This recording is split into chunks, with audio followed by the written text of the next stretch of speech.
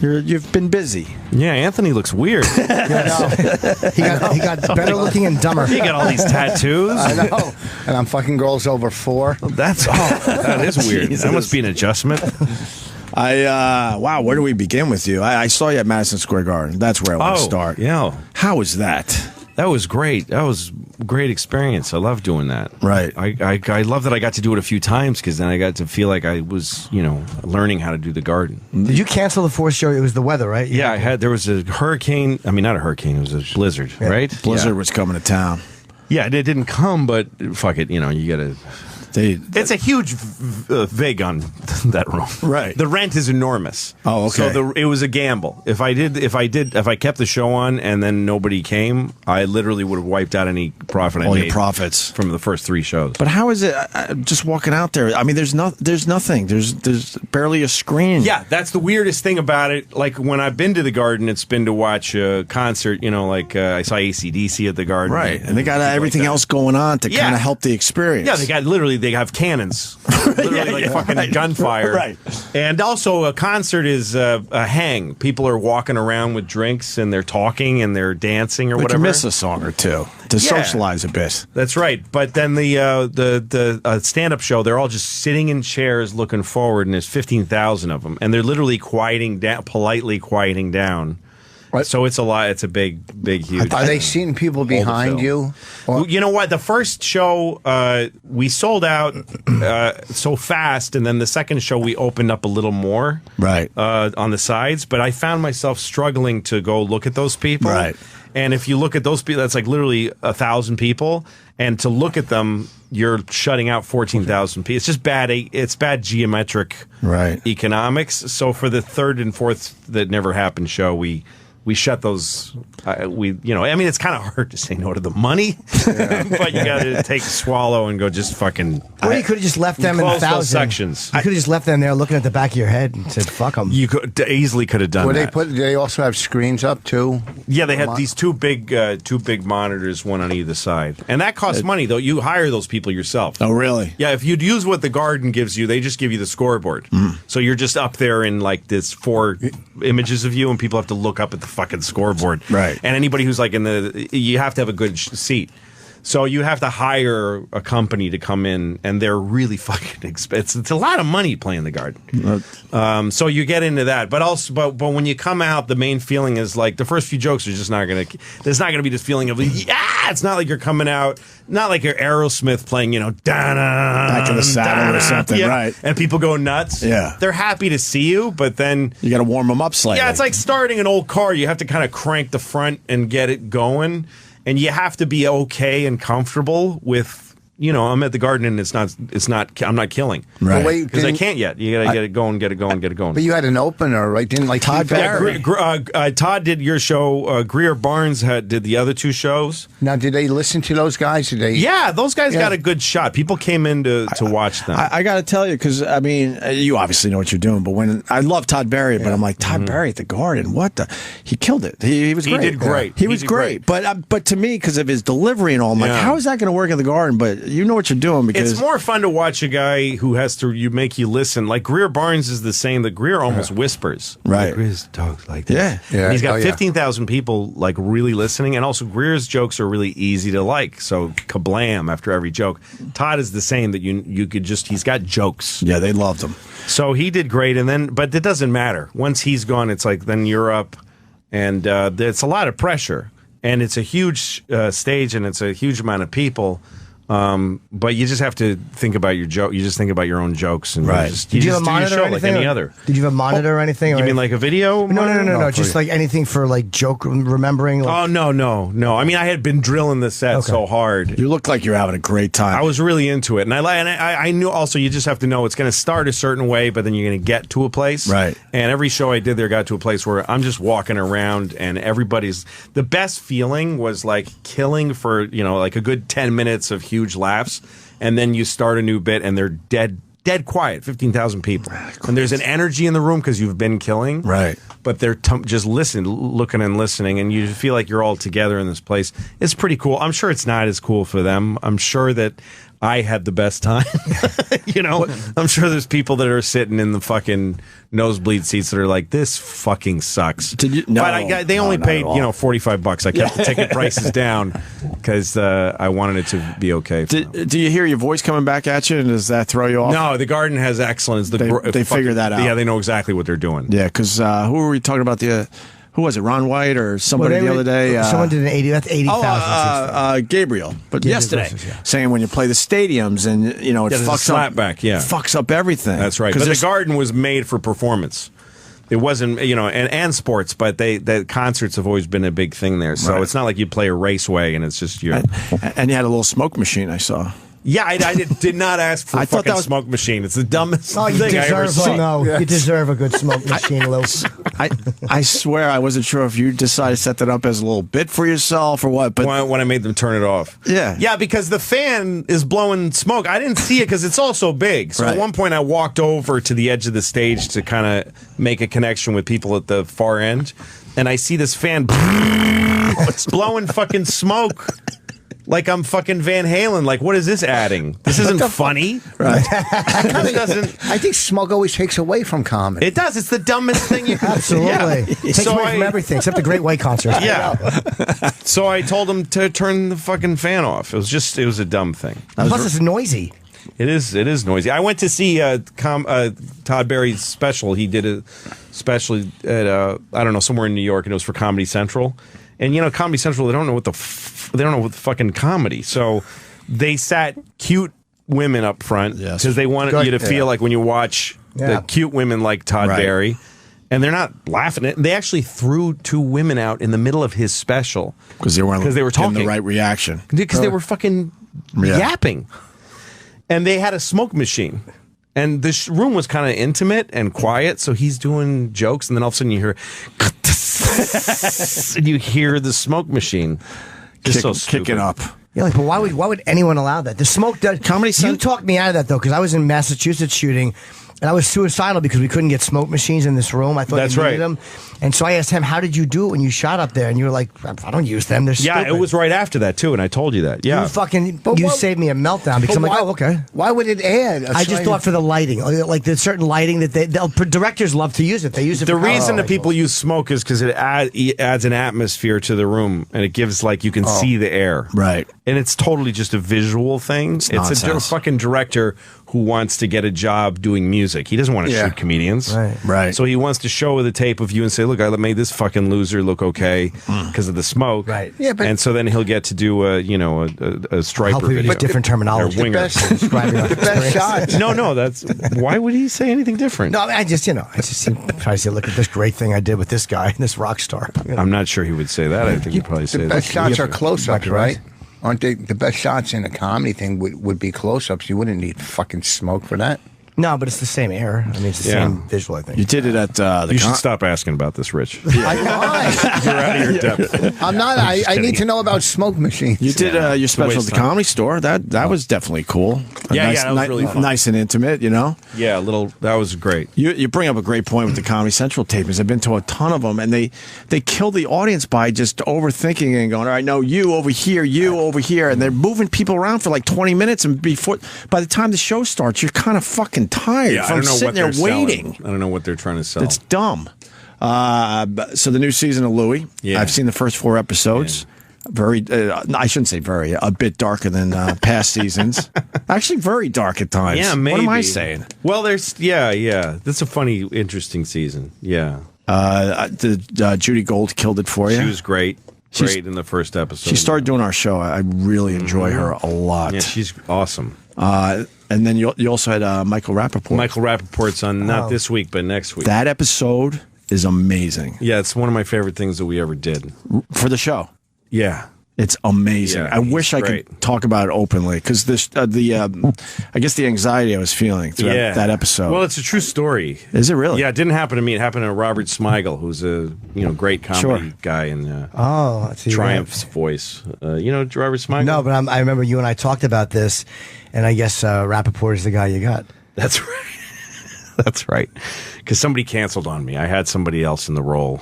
And they kind of fucked me and canceled me. So I don't know if I want to say. Could you tell us off air? I don't know if I want to say. I don't know if it's a bad thing. I mean, if you're just saying, someone we know. Yeah, but I got canceled last minute. So I thought I was in trouble. I actually almost canceled the episode. Wow. Because we had like 3 days to cast it. He carries the whole. It's a character that carries the entire episode. Absolutely, and not everybody can do it. He learned that in 3 days. Yeah, he learned that very quickly. Oh my! I mean, I don't know if it was that quick, but he. We went through so many different people, and we offered it to a few people, and then somebody gave me a long list of here's some people you could think about, and his name just jumped out. Right, and I thought, fuck, Michael Rappaport. I always liked that guy. He's always been good in everything I've seen him in.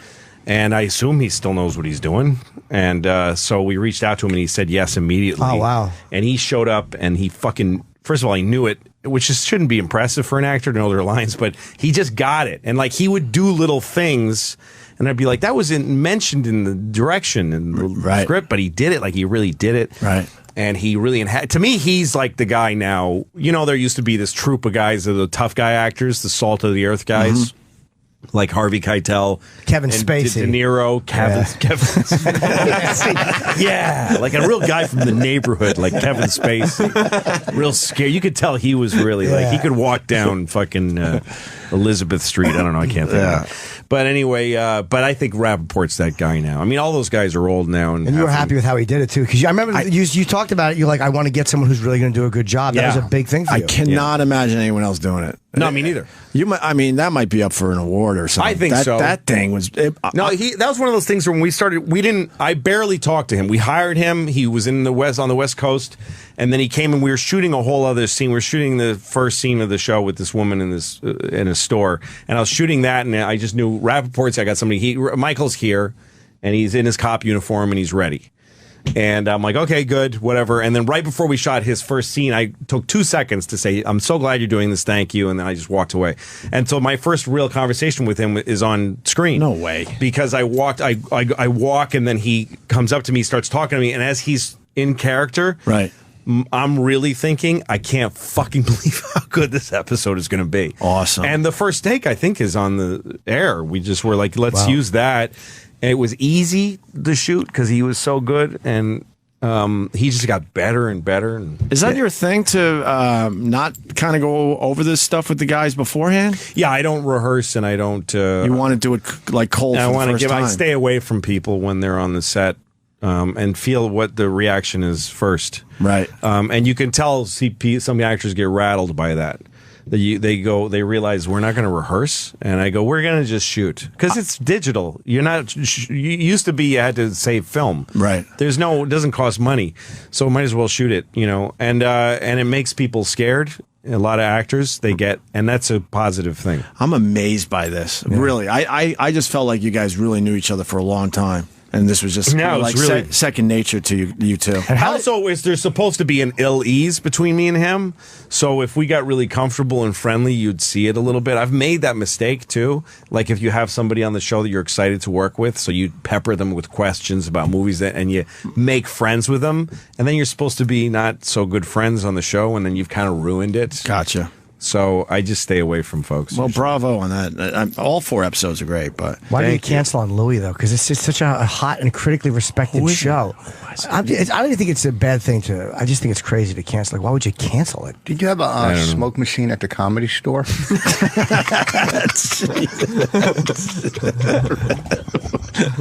You didn't hear anything, right? The last 10 minutes, you're just obsessing about a smoke machine. I didn't have one. I didn't have one. And then the other episode with you still smoke cigarettes? 10 years off of cigarettes. Really? Yeah. But it's been 10 years since you smoked a cigarette? Yeah. But he chews the gum every day. Big deal. He's been chewing the nicotine gun. He's been for 10 years. Big deal. Nicotine, you don't get cancer from nicotine. But why can't you just say goodbye to the gum finally? Why can't you leave me alone? Quit everything in life. There's nothing... I don't get high. I don't eat red meat. I don't. He went from fucking crack addict wearing tight cutoff shorts to get a discount on crack. Right. Yes, thank you. From a gay crack dealer. He went from that to chewing Nicorette gum. Exactly, and there's been no improvement. See, that's pretty good. Louis' right. Maybe we should leave you alone. No, here's why we don't like Rich chewing the gum. This is why. Because it's creepy because you chew it and eat at the same time. No. Like yes, you do. I watched you. He'll take the gum and put it in his gums. Really? Yeah, he'll stick it up into his gum so he could have his turkey bacon. Oh, you're paying too much attention to him. I can't not do it. He's right in front of me. How am I going to not do it? What am I going to do? Not look at him? And then I want to acknowledge the Bob Kelly episode was really good too. Yeah, Bob is great this year. He was in a lot more this year. Every year I want to use him a little more. Right. I want to see Bobby's episode. I haven't. I thought they were going to show it at I went to your rap party because Bob goes, yeah, they might show a couple episodes. Why the fuck? Who told him that? I don't know. He's just a stupid man. But I mean, that was what he said. He can be dumb. He's becoming quite the actor. Yeah. What sucks He's an excellent actor. I absolutely He's really agree good with that. He's getting better he's always been a good comic, but he's really, every time I see him, I'm like, Bob's figuring it out. He's got it all. His special is very good. He shot that at the Village Underground. Yes. I like that a lot. But Goldthwait directed. What sucks about seeing these episodes ahead of time, you really want to discuss it with the man, but we can't give away these fucking these storylines. Yeah, the one with Bobby's pretty great. He's funny in it. And sorry. No, it's okay. Can't talk about it. No, I don't know. I don't care. I don't care. I'm very happy with you. Why'd you only do 8 this year? I'm sure that was your choice. Yeah, well, I didn't. I was going to do what happened was I wanted to take a year off again. I wanted to not start shooting until the fall. And then and they agreed, the FX, to let me take a year off. And so then a couple months went by. This is after I finished last season. I was really tired, and a couple months went by, and I was one night I got high. I smoked pot, and I got excited about a whole idea for the next season. I was like, I think I figured out next season. I've got an amazing idea for next season, and I started writing it, and I was like, this is going to be so great. I want to do this now. And I wrote to the president of FX because the next morning he was going to announce that we were taking a year off. Right. And I said, hold the announcement. Can I come back after all in the spring? And he said, shit, okay, I got to talk to everybody. So he went and talked to everybody. Then he wrote me back and he said, you have to say what you're doing now because we have to announce this. And he said, we already spent the money for a full season, but you can do a partial season if you want to come back soon. And I was like, totally. And then, so he announced that the next morning, and then I woke up and I looked at all the shit I wrote when I was high. I was like, this is terrible. This is terrible stuff. I didn't use a single idea. I had like 10 pages written. Right.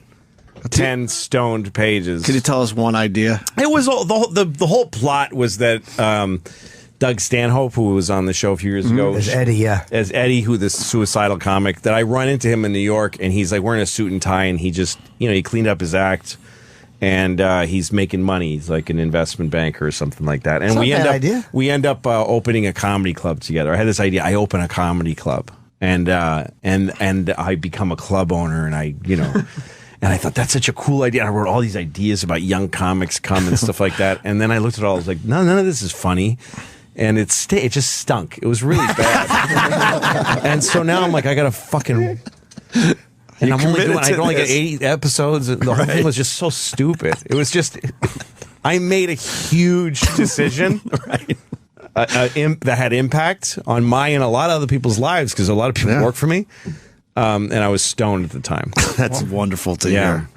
How's the pot? You like the pot, huh? I do very little of it. It's like every couple of weeks. If I do it, I'm very paranoid about drug use. So if I do it, if I get high like twice in a week, I'm like, I have a problem, and I stop because I just don't like. I don't think it's good for comics getting high. It takes your will away and it makes you too comfortable. You know. So I don't do it a lot. And I got kids. I can't be fucking around with that shit. But once every couple of weeks.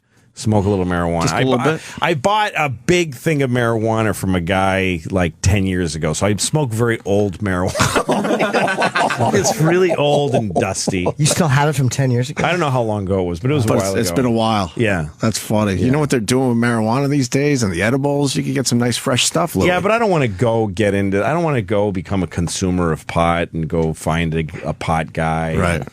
You told that wonderful story. I think it was in Comedians in Cars with Jerry. Yeah. Getting high and going to the 3D movies, the IMAX. Yeah, I fucked up a little too because I've been back there since, and there's people who see me and oh my God, he's high now. He's at the IMAX. Right. And that's like a perfect nightmare when you're high. It's the thing now. Yeah. So You just want to go and relax and enjoy the movie. That's all I want to do is I don't want to be pestered. Yeah, nobody wants to be pestered when they're high. I hate being pestered. Are you getting more and more pestered? Yeah, not as bad as it used to be. Kind of people are used to me now, and you know, I like to live my life, so I take the subway with my kids and stuff. And right. Once in a while, I also don't mind now. I've become immune to feeling bad about being rude to people, essentially. So it used to be like people would go like, "Hey, can I get a picture?" And I'd be like, "Oh, I'm really sorry. You know, I just don't like." I'd go through a whole thing. Yeah. But now people are like, "Can I get a picture?" And I go, "No, you can't." and I just feel I feel nothing. We might have saw that one time. What? Yeah, we did see that. We might have saw that one time, and then the person doesn't know what to do. Yeah, exactly. They don't It know puts what to them do. in a weird position. Well, you came up and said some shit. Right. You put yourself in that. I'm not responsible for your fucking choice to talk to a stranger and ask for something. You asked a stranger for something, and they said no. That's your fucking problem. Next time, go live your fucking life. Yeah. We were outside the building the last time you were in here, just kind of shooting the shit, catching up a little bit, and someone came up. And I didn't feel like you were being rude, but the funny part about the whole thing was the girl just didn't know what to do with herself. She never expected a no. Yeah, no. People expect you to say yes. Yeah. Well, so then she's standing there start awkwardly. expecting something else. And then she thought maybe you were joking, and then it was obvious you weren't joking, and then she didn't know how to leave the situation. Yeah. I kind of enjoyed the whole thing. What about a quick in autograph? a sick way? I'll sign an autograph. Autograph, right? Sure. Because that doesn't take nothing off me. I have no problem signing an autograph because it doesn't. I don't feel one way or the other. I hate taking a picture of somebody. So I'm just not going to do something I don't want to do. It's like every fucking checkout counter. Can we have your phone number? No, go fuck yourself. Why would they ask you, and then when you tell them no, they get mad. That's exactly like what he's talking about. No, listen. First of all, don't listen to me, fucking windblower. You're right. I'm saying people get mad when you say no. Yes, I know.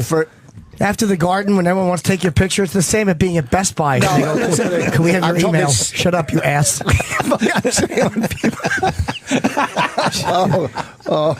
All right. Just sip your coffee. I was once at a American Apparel store with my daughters buying some socks, and the guy said, "We need your email," and I said, "I don't want to give it to you," and he said, "We require it for purchases. You can't make a purchase without an email."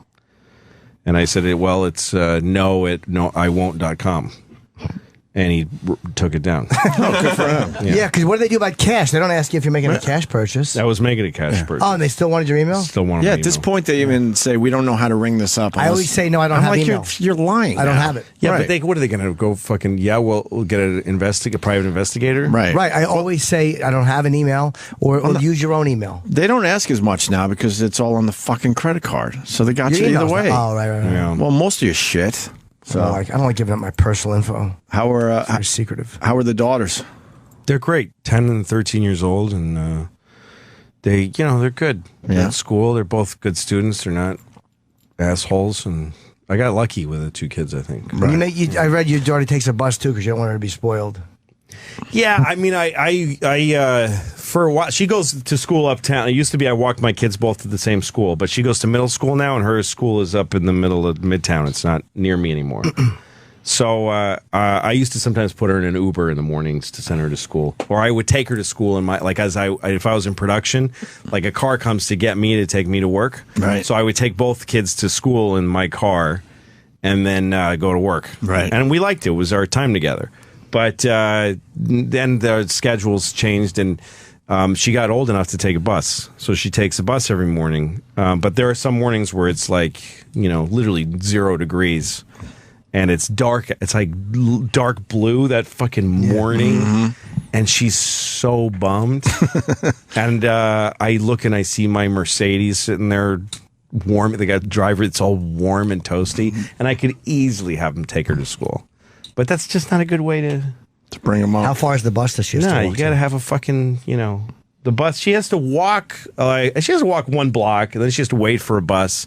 Get on a bus, take it uptown. Then she has to walk like 2 blocks, two shitty blocks over, And yeah, it's a fucking bummer every day for her. And then she takes the bus home. Right. But for a while, I was sending her in Ubers. And then her mom, we're divorced. Her mom said to me, and her mom's, we're friends now, And she was like, look, I'm not going to overstep and tell you what to do, but that's a little much with the Ubers every fucking day. That's and I thought about it. And I thought that's true. It ain't right. I mean, she needs to have a burden in life, and that's going to be her life later. Yeah. She's going to get a job somewhere that's not perfect, and she's going to need to take public transportation. She's going to need to make a life for herself. And deal with some shit. Yeah, so, let her to be in the charge of it herself. It isn't like making some false, like making it harder where it doesn't have to be. It's just letting her take care of herself in every way that she can. Every once in a while, though, do you go, all right, just get in the Mercedes? There's times when if she misses the bus, she'll call me and say, I missed the bus. I'm like, well, get the next one and be late to school.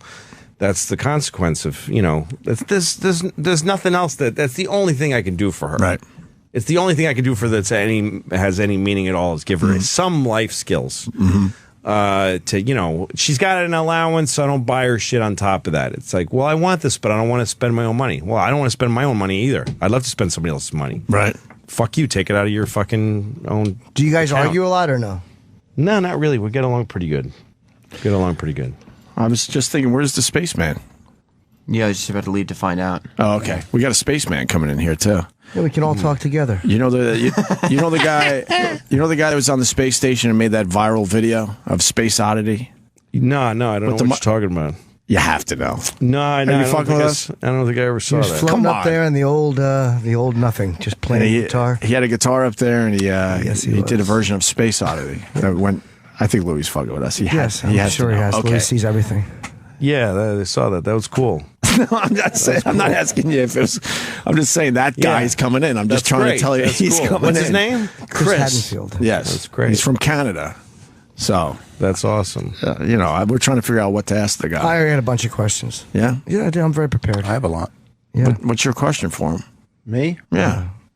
Well, since we're talking about, I don't know, I just wait till he gets here. Yeah, you don't want to. I don't want to. I want to ask him, what are the words to Space Oddity? Okay. What are all the words? Right. And what does it mean to you as a man in space? No, just what are the words? I don't know the words. Tell them to me. Yeah, but don't sing them. It's humiliating. Just tell them. Just tell them. Don't sing them. Right. No, we'll ask him. We'll just talk about space. I have a bunch of don't you want to know about other planets? I'd love to know what. Yeah, he's probably been to Mars and stuff, right? No, he hasn't, Lou. No one has been to Mars yet. What? I'm going to ask him about traveling. What's wrong, Rich? I got to leave at 10:30. I got to get a tooth pulled. So you just said "oh fuck" out loud on the radio? Serious. Why do you have to have a tooth pulled? Because it just hit me that I got to leave at 10:30 and I might miss the spaceman. They can't fix it. They got to pull it out. Yeah, I'm done. I got like 3 fucking real teeth left. They got to pull this one. Then I got to get a partial here. It's a pain in the fucking ass. Why don't you just get it fixed when you had your fake ones put in? These aren't fake, they're implants. What's the difference? Fake ones come out. They're still fake, though. They're still false. They're not. Yeah, they're not your teeth. Yes, they just really. But we call them implants. To them. It's a lot more money, and they're implants. Okay, I understand it. I know they're a higher class, but they don't become real teeth when they're implanted. Yeah, true. We know that. Well, what are they made of? Porcelain. Really? Yeah. Oh, okay. That's organic material. Sam? So they're made out of little pieces of toilet. Yes. My career's in my mouth. Oh. Right. Yes. Sam, what's the skinny on the spaceman? Spaceman's not here yet. Oh, wow. I think he'd be fucking on time for a launch. God. I think he might have. Come on. Tied it right in. You think he might have heard us talking about him? We didn't bash him. No, who the fuck listens to you? Well, I mean, before you got here, all show long, Opie was saying that he's not a real astronaut because he didn't walk on the moon. Well, he didn't walk on the moon. Yeah. Well, compared to the guys we, kind of grew up with, he's, those guys on the space station, They stopped the moonwalks. They're worthless. Do you think it's possible at all that the moonwalk didn't happen? No, it's an impossibility that was faked. Why do you say that? Because there's too many people that will be required to keep the secret. Too many. Why people can't we told the take same a picture story. of the stuff that's there? That's a very good question. Because we could take, all the things people say, like satellites can take a picture of a license plate. So why can't they get a picture of the flag? I'm surprised they can't. I didn't know that they couldn't. Well, that's when it comes in. It would shut up a lot of people. Maybe they can. We have the technology to do that, I would assume. Don't we even have stuff that's orbiting? Don't we have something orbiting the moon? Take a picture not of from my knowledge. Not orbiting the moon, but no. And maybe it's in a place where our camera just can't see it. Maybe it's behind something. Behind something? Like a dune. It may be behind a box. It may be behind a mountain. A big FedEx box that somebody has piled up. But there's mountains on the moon. There's ridges. So but we're above all. It's not like we're on the moon. You were looking for it. No, we're but you still, because of shadowing, there's a side of the moon we still never see. So the way it rotates. Yeah, but they didn't land on the dark side. No, but I'm saying because it rotates a certain way, we may not be the same shadow that covers it may cover it all the time. Where the same mountain that's in front of it may be in front of it all the time. Well, that's a real question to ask this guy. Is there an answer online? You believe we landed, though, right? I have no idea. Sounds to me like you have a little ambiguity there. But what's just your thought about it? Yeah, hello. I always think when something's possible and a really good idea, then it might have happened. In other words, I think it would have been smart for them and easy for them to fake it, which means they could have. But why hasn't anyone come forward and said, look, we faked that thing? Yeah, and what about the subsequent moon? You're going to be able to keep everyone? I don't think, look, let's slow down, fellas. Hold on. I don't believe in that. Hold on, Holocaust theory. denier Louis C.K. Yeah. That's where this is headed. No, I don't. I think they went to the moon. I can't prove anything. Because people can't keep their mouths shut. So you would have one guy that would say, look, yeah, of course we faked that fucking thing. And there's been other ones afterwards. It feels like they went to me. Yeah. Fair enough. It seems as though they did go. When Buzz Aldrin's sitting here and he's telling you moon stories. I was going to have him on my show, Buzz Aldrin. He's a delight. He agreed to be on the show. I did this episode last year where I have sex with an astronaut's daughter and then he punches me. And we hired him. He was going to do it. But we kept having to change his dates because he's got health problems and stuff, and we finally had to cancel. So we just got some actor to do it. He didn't seem to have health problems when we had him on. No. He's very... Maybe he was bullshitting me. He's probably just a grouch. He's very ornery. Very grouchy man. He's an older fellow. Yes, he is. And that's the nicest thing we could say about him. Yeah, he told me. He told Jimmy to stop dilly-dallying. Stop dilly-dallying. Grouch. Really? Real grouch. What were you dilly-dallying He wrote about? a book on fucking going to Mars. What were you guys? What, you guys doing a project together or something? Yes. Like, why were you dilly-dallying in a way that upset him? In my questioning, where we were talking about going to Mars. He wrote a book called Going to Mars, some shit that I didn't read. So I asked him, an old man, trying to come up with a new idea. Yeah. So I said to him something about the psychological testing, because there's medical stuff that you're going to require to go to Mars. They're talking about like those little subatomic computers that will go in and check you for cancer so you don't get sick. So I asked him about the mental stuff. And somebody about the mental, and he's like, let's not dilly-dally. They said I got to get over to CNN. That makes you feel good as a broadcaster. And I had his book he was going to sign, so I asked him to sign the outside of it, just like a display it. He goes, I always sign the inside. He just opened up the book. Cranky old cunt for no reason. It's totally. Did you ever see that video of him punching a dude? Oh, yeah. I did. Yeah, that's why I was going to have him in the show. Punch me in the face. That would be Bart great. Sibel, that guy's name is, I think, or something Sibel. Yeah. He punched. He was Conspiracy guy, right? Yeah. That guy apologized to Buzz Aldrin too, I believe. He did? Yeah, I think he felt bad about it, or he said he was sorry. We've been on the moon 7 times, and someone's saying there's a photo of the flag in the orbiter. It's online. So we can find this online. All right. I believe they went. John in Arizona. I would like to see that picture. I would like to see a picture. I don't know if I've ever seen it. John, where did we find that picture? Alleged flag. Hello? Yeah, John. Where do we find that picture? Yep. Do I have to do everything? This is the Opie and Jim show. Look up yourself. You're not wrong. All right, thank you. You're not wrong. We Your will go disgust find is justified. it. You got rid of your Twitter? Yeah. You finally had it? It didn't make me feel good. It made me feel bad instead. So I stopped doing it. Why? I wish life was that. That's a very simple way to look at it. That's a very healthy way to be. I just thought, this thing doesn't make me feel good. Every time I say anything on here, I wish I hadn't said it. Oh, really? And then I'll write a couple of things to try to fix it. Right. And then I feel worse. Were you drunk tweeting, or was it just like anytime I tweeted anything, I was like, I don't like the way that came out. And then 4.5 million people saw it. Like, it was the worst things I ever said, heard and seen by the most people. It's like the worst possible scenario. But the people never got to you, right? The what? Oh, you mean things people write back and stuff? I don't give a fuck about that. Yeah, so I mean, reading it depressed me, and writing it depressed me. I hate it. It is everybody's worst side. Right. When you read it, you read the stuff people say. It's like, ugh, why would you say that? And then you look at them as a person. You go, well, you're not even that bad of a person. It's too instant. I think it's too fast. I don't think the speed helps dialogue. Mm-hmm. I think it hurts. I think it's why everything is kind of fucked up and polarized, because people are going too fast. They're trying to react quickly. Like blog things, people write a whole think piece about here's why this person's wrong. And then you can even tell that they probably a week later went, I don't know. Right. I should have given that a little more thought. Give it a couple extra days. Or whatever. So I don't know. I just didn't like it. I hate it. I hate the smarminess of little tweets. Just came back from meh. Here's my joke about it. I don't. There's no quality to it. I like saying apparently in a tweet. I always start a good tweet starts with the word apparently. A gem is coming. But you're gem is coming. But you're a guy that a lot of people enjoy your tweets. Not really. They weren't enjoying them. You don't think? No, I don't think I was an entertaining tweeter. I mostly to me the point of Twitter was just to announce that I'm doing something. It was just to get the word out, and then people go, all you do is promote. Yeah, that's what the fuck it is. Right.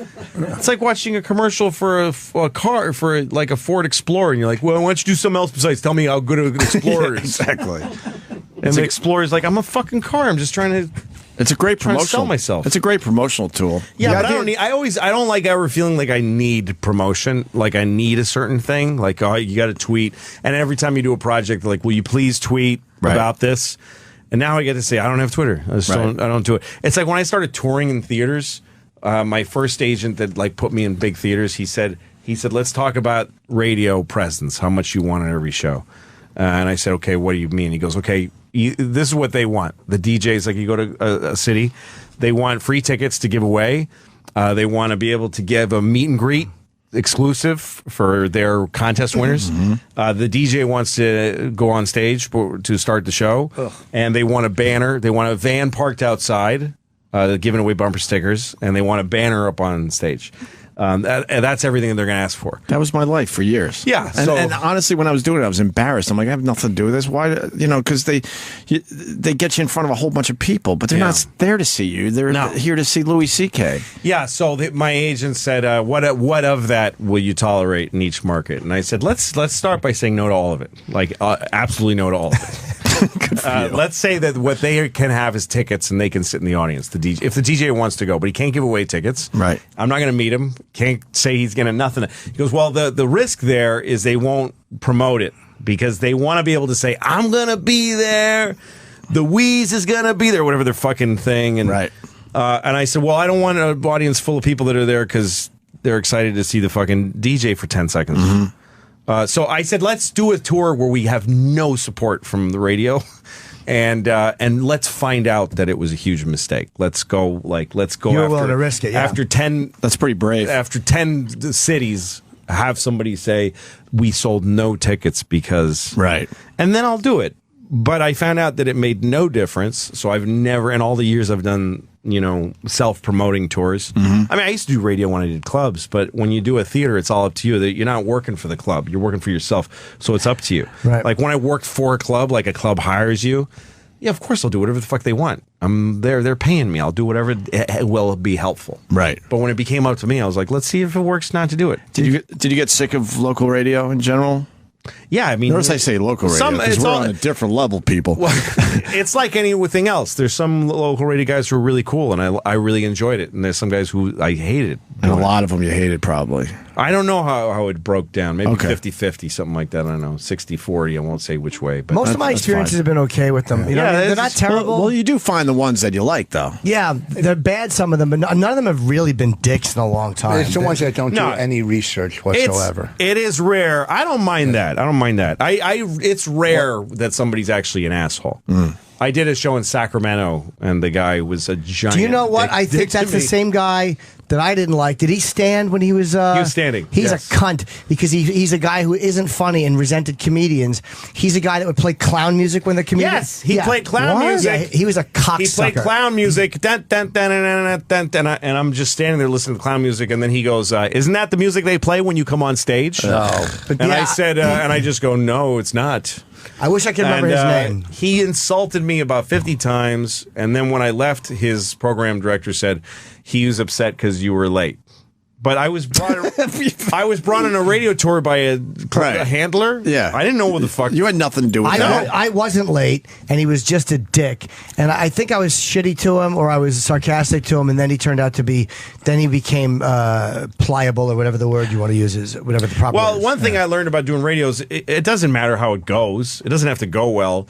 No one's going to hear you being. There are guys who are so funny on the radio that they get people to come to the club. But I've never been that guy. I'm not funny that way. So to me, it's like I'm going to get on the show and say when I'm on. I don't give a fuck if this person likes me or not. Like I did some country western stations where they'd get a little offended, and I'm like, please, let's let this end with me getting kicked off the show, right? Because then people will come see me. Yeah, of course, a little controversy. Yeah, I mean, if I'm listening to the radio and people are getting along, I just tune it out. Yeah. But if you hear tension, you go, oh, fuck, what's going on Well, here? then let's play some clown music.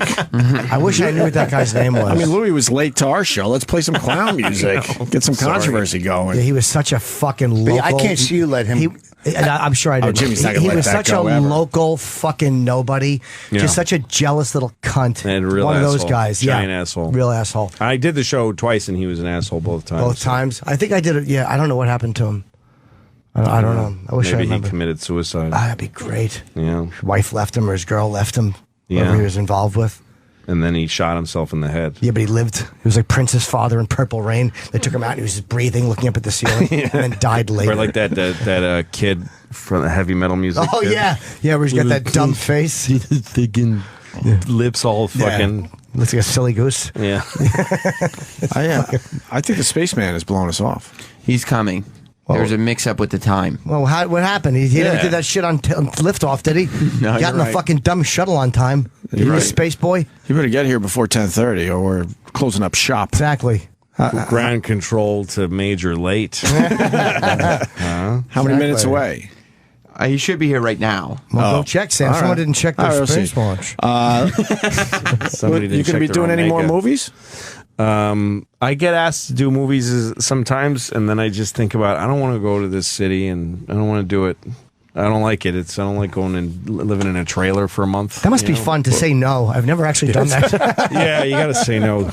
Well, you get to a point where you get offered stuff that you're not qualified for. And you go like, if I do that, I'm going to look like an asshole. If I thought that way, I'd never accept anything. I'm in one movie this year called Trumbo. It's a movie I shot this last summer, and that's a big movie that's coming out. Okay. With Bryan Cranston and. I guess like what I was asking was your own movies. Yeah, I'm going to direct a movie that I'm in also. Because I would assume you would love to do that. I was going to do it this summer, but I put it off to next year. Oh, okay. Because I want to concentrate on the show. I want to make the show really good for next. I start the next season really soon. I'm going bang bang with the next two. Yeah, I mean, like I said, the first 4 episodes are great. I can't wait to see the other 4. Thanks. Who else is in this season? I know it's Kelly, it's Judy Gold, Michael Rappaport. Mike Rappaport. Not a lot of big guest names this year. There's one episode where I go to a Broadway play, and so I wrote scenes from a play. Like I made a fake play. Oh, wow. And we got, I'm giving it away, but I got Glenn Close and Matthew Broderick and Jonathan Lithgow and Michael Cera all came, and for them it was just an hour of their time, right? But it looks like I'm at a play and all those people are on stage. Very cool. So that was cool. That was like all our guest stars on one. Yeah. You ever see Fatal Attraction? What's that? You ever see Fatal Attraction? Yeah, that was. She's scary in that. I know, right? It's a crazy lady. Hey, look who's coming into the studio there. What's up, Chris? How are you? This is Louis. Hi, Louis C.K. Nice to meet you. Hello.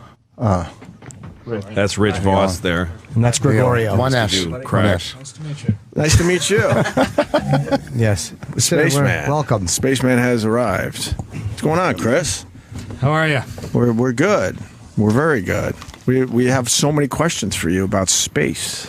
Yes, like when the shuttle takes off, is it normally on time?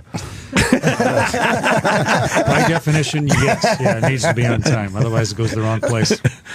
What was the one? Louis, we were talking about the moon landing. Right. And of course, I believe it happened. But can you take a photo of the flag where it is now? You can take a photo of the footprints and where the rover drove around. You can still see the lunar lander sitting on the moon. And there's lots of photos out there. You can, really? Yeah. That's Yeah. it. Why haven't we That's seen answered. them? That's answered. Yeah. I don't know why we've never seen those pictures. Well, there's pictures of And why Bigfoot can't you and see stuff the like flag? that, so Well, the flag's kind of hard because it's been exposed to ultraviolet light from the sun for 30 or 40 years, so it's probably faded to white. And also, when the little rocket ship took off with the 2 astronauts in it, they blew over the flag in some of the places just because of the exhaust out of the rocket. So, but the footprints are all there. Why didn't they put the flag somewhere else? You can't blow. You can't blow over the flag. Well, you know how hard it was to get it up there. Bring one when you go back next time. Yeah. What process do you think they went through, like where Michael Collins got stuck in the thing going around the back of the moon? I mean, he wasn't stuck. He loved it. You think so? Time. Yeah. Oh yeah. Now he wasn't jealous he was on the moon. No, Mike's a great. Have you read his book? I haven't. Carrying the Fire. It's terrific. It tells the story of Apollo really well. And no, I mean, he'd only been an astronaut for a few years, and there he was alone on the other side of the moon. What an amazing human experience! What an adventure! Pretty cool spot. Okay, so you would have done that. Yeah, you got to be kind of greedy to go like, well, I don't get to land. Yes. I'm not going. Yes. Yeah. All I got to do was orbit the moon before anybody else ever did it. There's not many, sucks. Well, what a jip. There's not many other options. Like we could work a different club, but it's one trip. You get one trip. There's been a few people went that twice. Didn't make any sense. Went twice. Yes, it did. It made a lot of sense. No, like, what are you trying to say? What I'm saying it needs is, to make sense to somebody besides you. Yeah, exactly. That's what makes sense. He's tying in going to the moon with working at different comedy clubs. Basically, what you do is kind of like what we do, except you do it in space. Okay, we do it in Harrisburg. All right. You can't say no to their fucking gig because it's not like there's other. Oh my God. Do you fucking get what I'm saying? You don't Do you get have anybody like this in NASA that you look at and they just kind of wish they were dead when they spoke? No. Look, they're mean people. They don't let guys like Rich Vos We're not anywhere near guys like him. No. This is his first time meeting anybody this stupid. He's surrounded by the smartest people ever. He's literally never seen anybody this dumb. Let me tell you a rumor, didn't you? Let me tell you something. They do exist. First of all, I have a very high IQ, 141. Second of all, you cannot be fucking stupid to raise 3 kids. And did you take an online IQ test? Did you take an online IQ test? It doesn't matter where it happened. You took the test wrong. That's why you got such a high score. Fucking 141, baby. I'll take one here. All right. I'm just, you guys don't get it. What do you? No, you're right. You're right. His experience as an astronaut is very close to playing bananas in Poughkeepsie. Yeah, that close. That's what you're getting at. Yes, it's exactly the I've same. never been to Poughkeepsie. See, we figured that out. So can we ask him a couple more questions? How many revolutions around the moon did Michael Collins make? That's like approximately, like, was it 50 or? Yeah, I don't know the exact number. I haven't looked it up. I'm sure someone knows that number. Well, your first time, like the first I've time been around the world 2,600 times. 2,600 times. Yeah, wow. Total of 3 different space flights. But I don't know. I could look it up, but I don't know. How often? Flyer miles. I know, it's like comedy, really. I mean, you go around the world. Yeah, you go around the world. You got to do a lot of. In one day, how often did you see the sun rise and set? 16 times a day. You go around the world every 92 minutes or 90 minutes. So 8 sunrises and 8 sunsets. No, 16 of each. 16 of each. Yeah, do you 16 ever get sunrise, 16. And in once one every day? 45 minutes, you get one of each. Yeah, and they happen fast because you're driving it, right?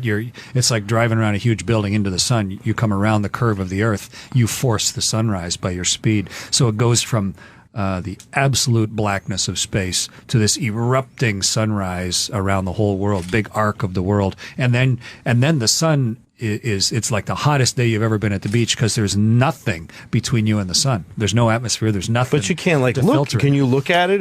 But right next to it, it's black. The sky. There's nothing to diffuse the light. So you get pure searing heat from the sun, but if you look, just a little left, it's absolute total blackness black of space. It's very different. Yeah, it's not casting rays. Yeah. There's no. It's not like going through the prism of the atmosphere. Oh my God! When you step out the first time, like when you step out, you're doing your first spacewalk.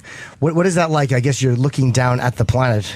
Well, there's no down, right? So you're actually you're sort of looking up or across at the world. You in the movie Gravity, there's some technical accurate, problems right? with gravity, but the sense of enormous 3-dimensionality, the sense of being separate from the world, that is right, and you really feel that. The world more feels like it's above and beside you, like you're going around the sun together with the world, and it is.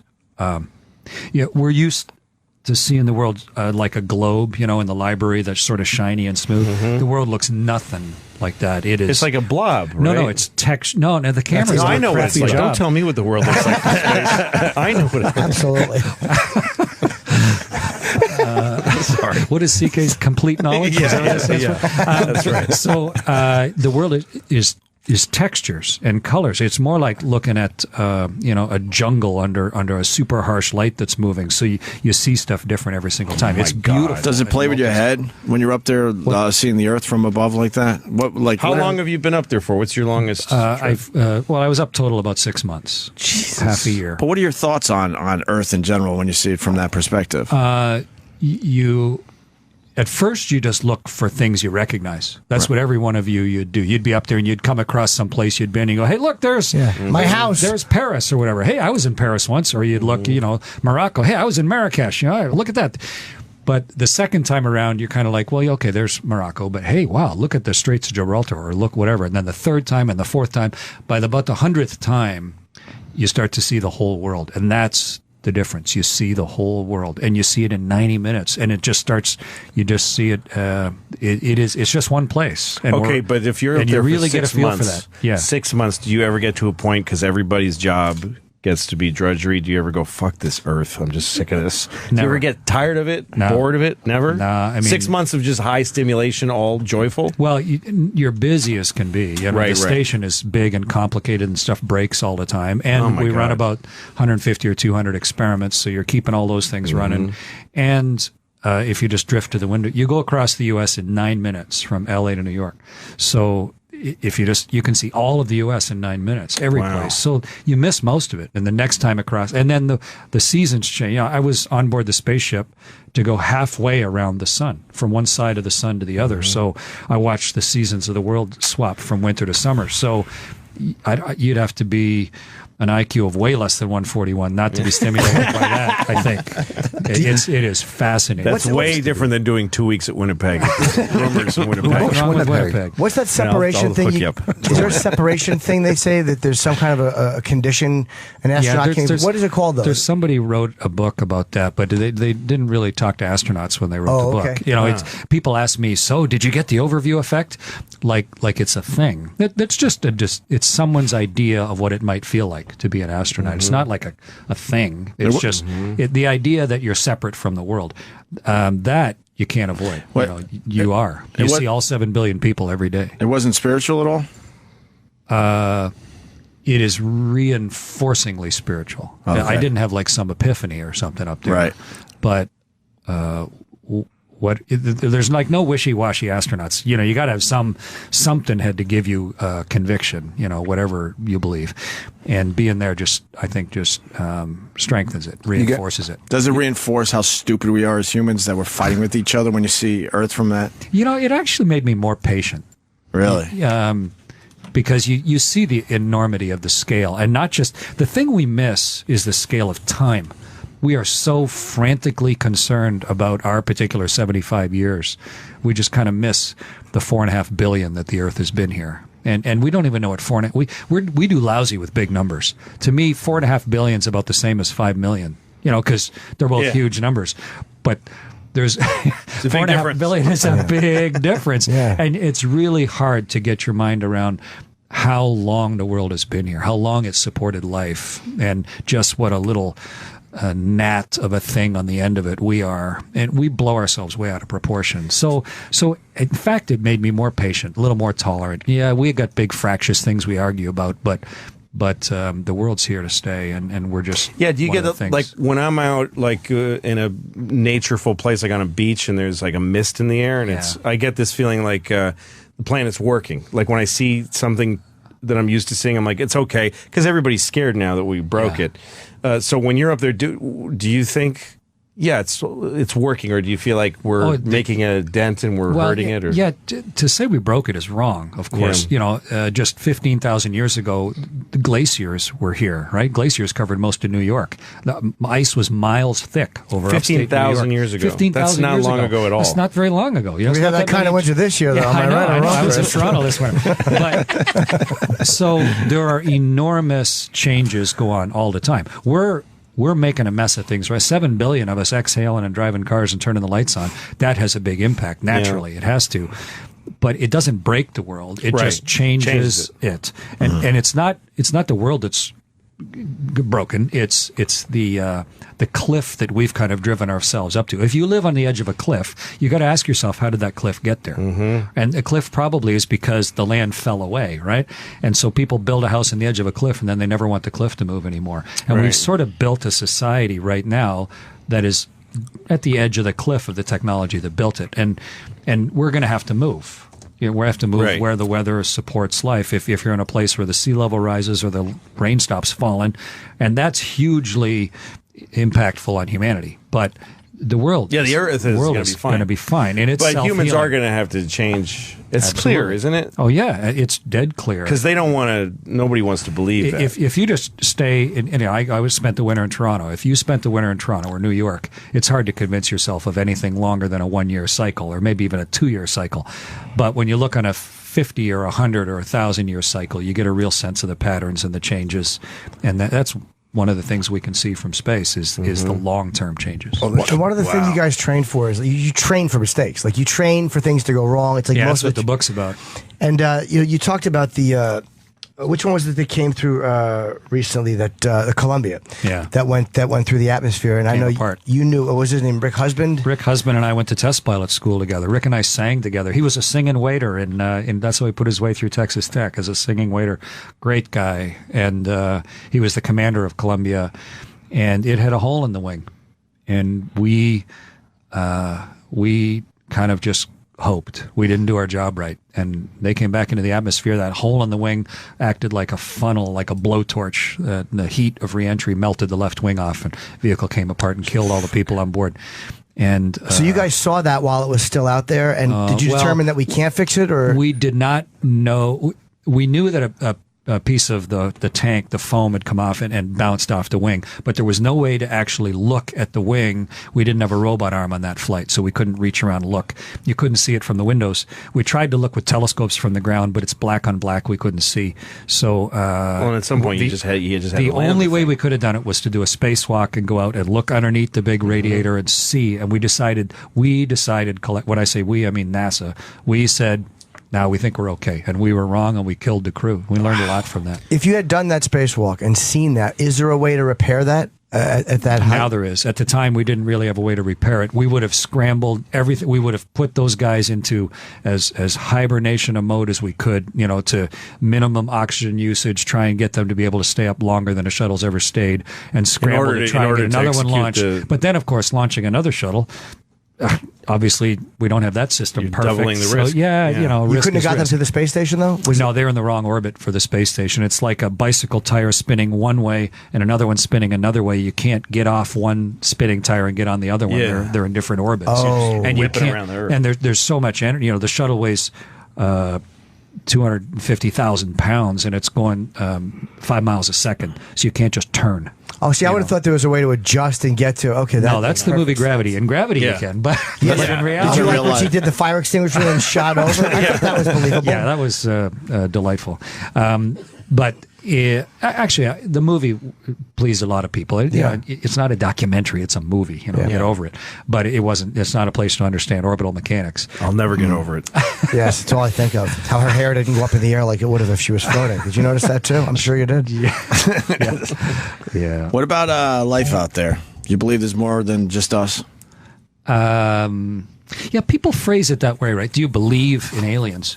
Like it's a belief system or something. Right. I'm like always puzzled that people ask that. Do you believe in aliens? It's like, do you believe? Because we don't have any proof. Do you believe in addition? No, I don't believe in addition. 1 + 1 = 2. Right. We have never seen any evidence of aliens. Right. So, however, then it's a matter of what are the odds? And we have recently started seeing planets around other stars, actually seeing planets around other stars using our best telescopes. So now we know roughly that every single star has a planet around it, on average, maybe more than one. And there's like 12 stars. Stars are bright enough that we can see them all. And our best guess is, I think the number is 7 septillion stars, which is like a billion, trillion, quadrillion, septillion. It's a bigger number than you could possibly visualize.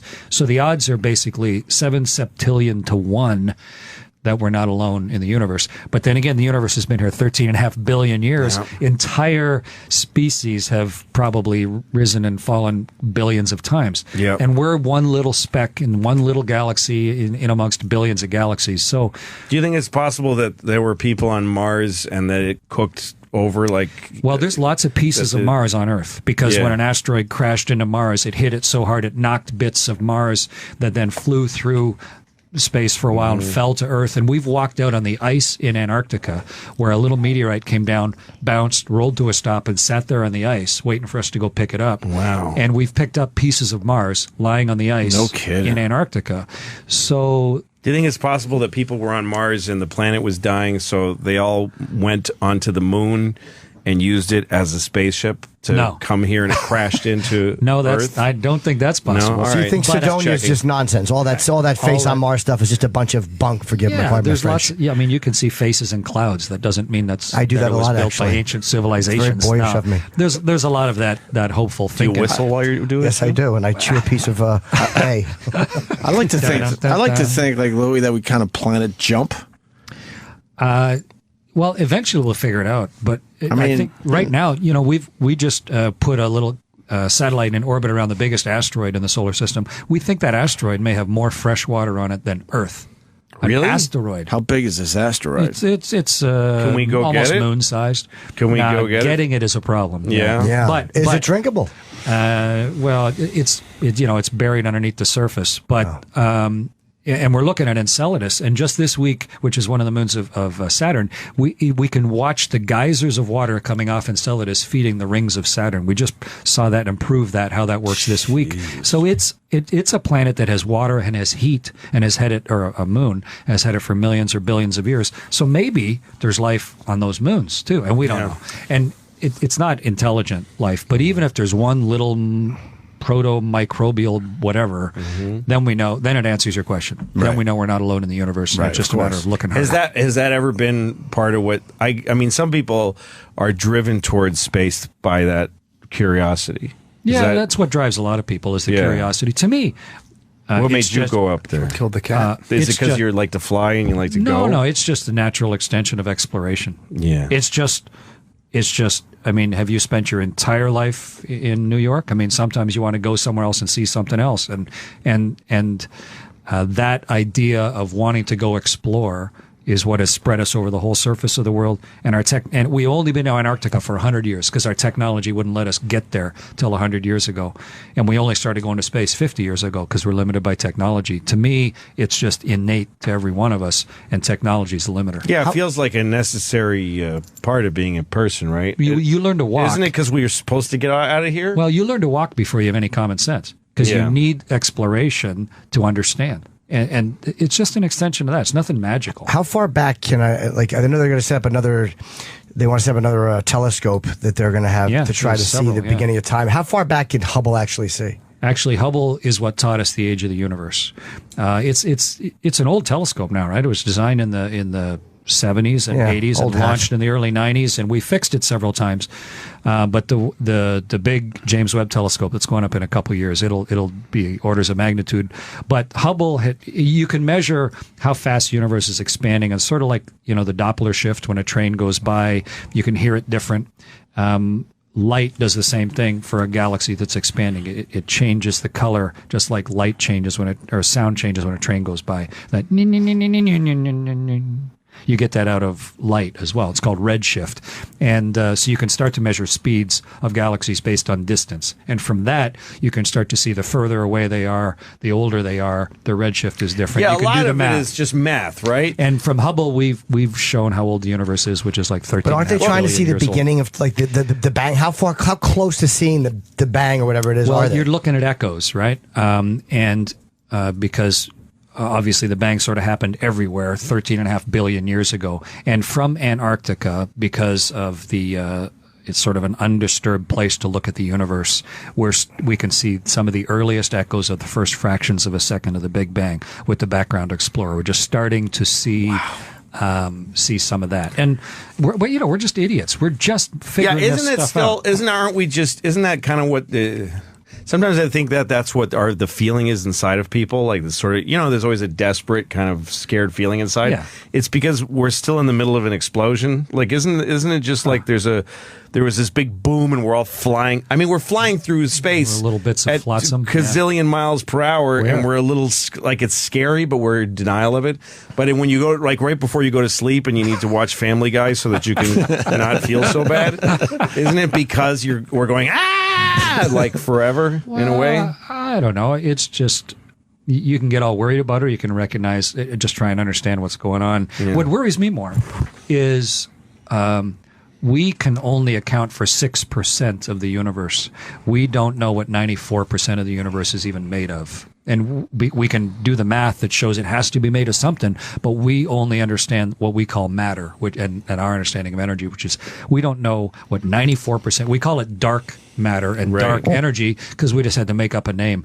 That's what they're looking for in that big particle accelerator under France and Switzerland, the big CERN particle accelerator and the Higgs boson and all that. We're trying to figure out what the universe is even made of. Yeah, it could be that there's like people standing right here going, you guys are just looking at us and going, we have no idea. Know. And when someone makes up a word like dark matter and dark energy, they don't know either. Yeah, they don't know what they're talking about. They're just trying to explain it the best they can. It's always disappointing when they say, like, we found a planet with waterfalls and dogs on it.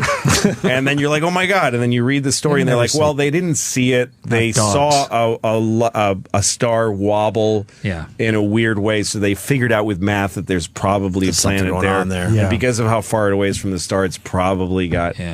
But they can't see anything yet. We're still really blind. We're just starting to be actually able to see light reflected from planets. Up until now, you're right. We've had to do it because of star wobble, or if it gets in between us and the star gets a little darker. Right. But now our telescopes are getting good enough, and our math is good enough that we can start actually to see reflected light from other stars or from other planets. As soon as you see the reflected light, then by how the light's absorbed, you can figure out if it has water in it or whatever. Some other thing for me. So. He has to get a tooth pulled. Really? Well, yeah. What happened? If I were you, I'd delay. Did this blow your mind away? You know what? Your 141 He's IQ? He's upset. I insulted him. Oh, no. This is too smart for him and his tooth hurts. First of all, I'm sitting here. What? This is fascinating. What's wrong with you? When's the next time you're going to get to talk to a spaceman? You're the only person that would run out of a spaceman talking to go get your tooth pulled. Yeah, tell the dentist you were talking to a man from space. No, that's all right. I'll do another 5. So as part of astronaut training, we do medical preparation. What's that? And I can pull your tooth if you want you probably have to be able to do that, right? To your fellow have him pull your tooth. That's a story. How could you not want to have your tooth makes for good radio. I'm sure he's not traveling with Novocaine in his pocket. Are you? On the spaceship, Just a quick question. I mean, and this is probably kind of deep.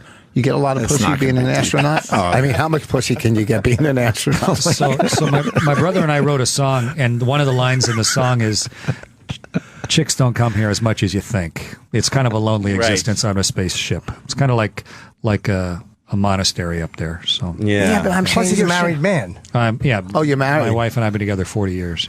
40. Wow, good for you. Yeah. I want to ask about asteroids. Do we know where all the asteroids are? We only know That's few what of them. Scares the fuck out of me. That's the one that you should be watching Family Guy for. I think, because the Earth is covered in scars. It's been schmucked, and we get hit by 100 tons of meteorites a day. A day on Earth. Most of them are little. Once in a while, we have a big one, and most of them we can't see because they're like flat black coal colored, and they cross our orbit, so they're the sun is up. It's like trying to look into a bright light and see something that's dark. You just can't see it. So we haven't even detected most of the asteroids, and some of them are like a city killer, but some of them are a planet killer, and we just haven't seen them all. That's what scares me. We need to put a little work into that. They basically say you take away like the trees and the buildings and all that, and Earth would look pretty much like the moon with all the strikes the moon has had. What do you do? Put up a big net? I mean, what would you do about it? Because we have weather and we have continental drift. Most of our scars get healed. You get rid of the oceans, you'll see a whole bunch of asteroid hits. We'd look like the moon or Mars. So what do?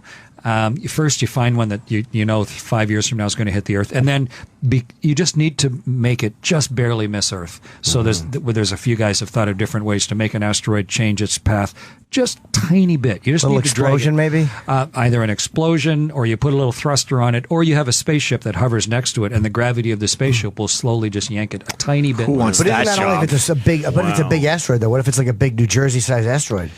Yeah, well, you can only... Then you get Governor Chris Christie up there. Come on, Lou, that's impossible. Orbit. That guy, I'll tell you, he'll scare an asteroid to death if you want to talk politics.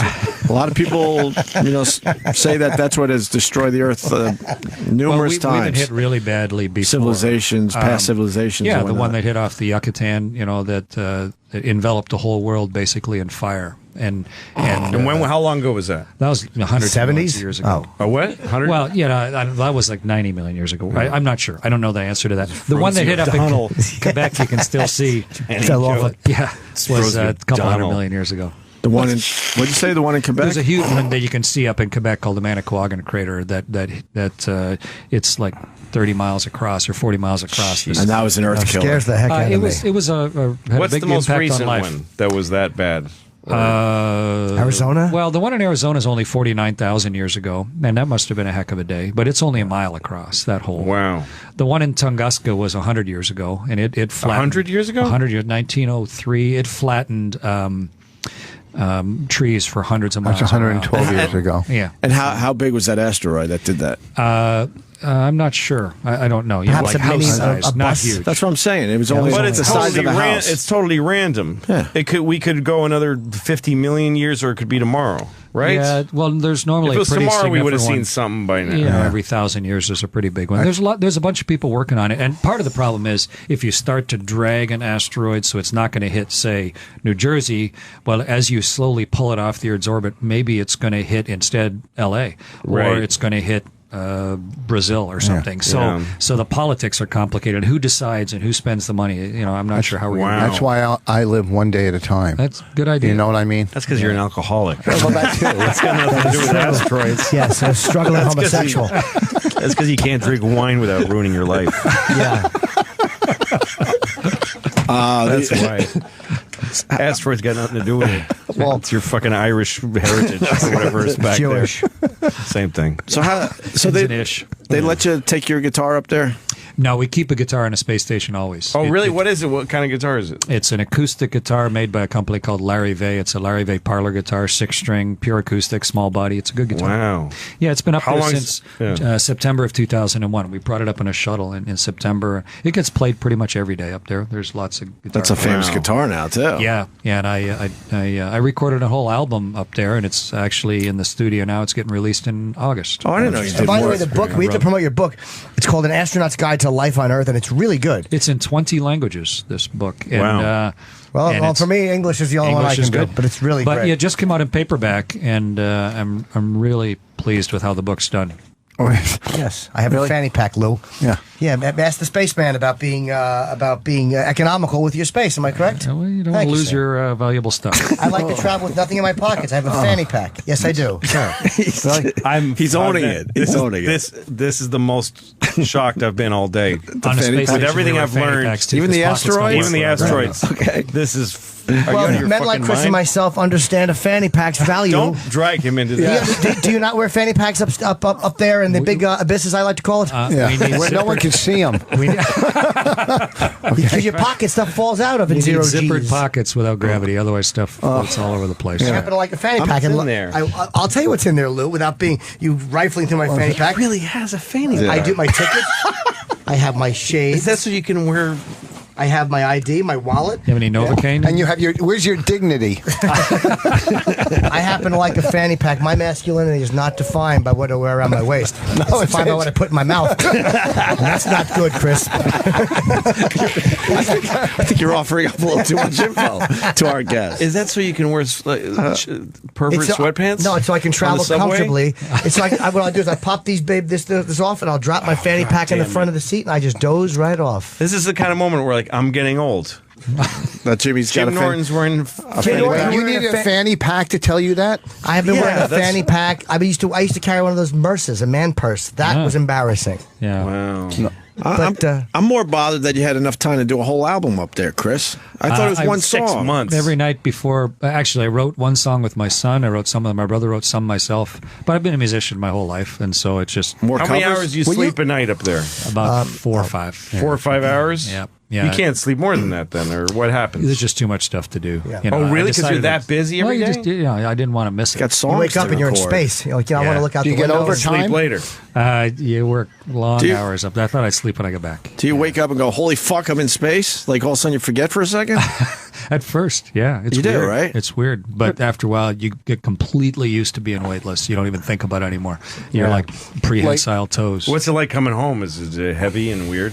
It's when gravity comes it's kind back? of rude coming back, really unfair, and you can't balance, and your heart's forgotten how to pump the blood up to your head, so you faint when you stand up. Oh, my God. And you just want to throw up all the time, and you've lost a bunch of your skeleton, so you have to grow your skeleton back when you get back. From outer space. How do you grow your skeleton back? Automatically, which is the amazing thing. Your body shed your skeleton, especially across your hips when you're up there. But when you come back, your body grows your bone back. Which I could lose a little around my hips. Come on, Lou, what are you going to do? Go around the earth? Osteoporosis. You think from up there they could see on Friday and Saturday Harrisburg, the Comedy Zone? Yeah, is it possible to see people fleeing a city? You can see the taillights from up there. From watching your guys' skeletons grow back, they've learned about osteoporosis. Yeah, and how understand the body's autonomic control. Hope the skeletons in the closet don't come back, though. Am I right or wrong? Are you done, or you get to go up there? I was again? 21 years in the NASA astronaut office. I retired from that.